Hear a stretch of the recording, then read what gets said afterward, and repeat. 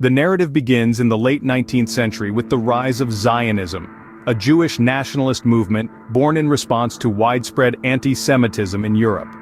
The Zionist dream was to establish a Jewish homeland in Palestine, a region under Ottoman rule at that time. Fast forward to 1917, post-First World War.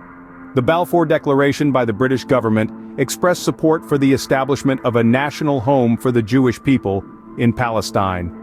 This declaration, however, did not address the political rights of the non-Jewish communities in Palestine, the majority of whom were Arab Muslims and Christians.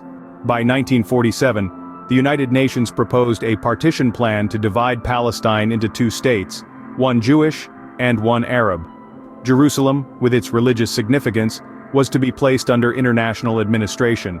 The Jewish community accepted the plan, but it was rejected by the Palestinian Arabs and the surrounding Arab states. In 1948, the State of Israel was proclaimed.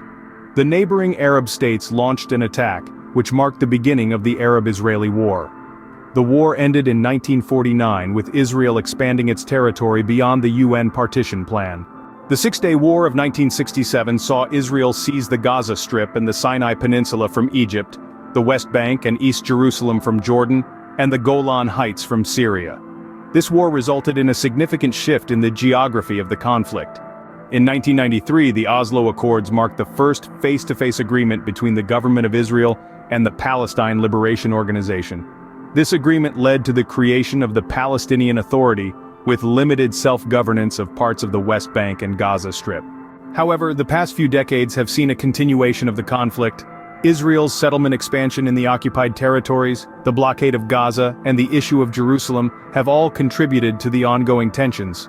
In summary, the Israel-Palestine conflict, particularly in terms of land ownership, is a complex interplay of historical events, religious beliefs, and political ideologies.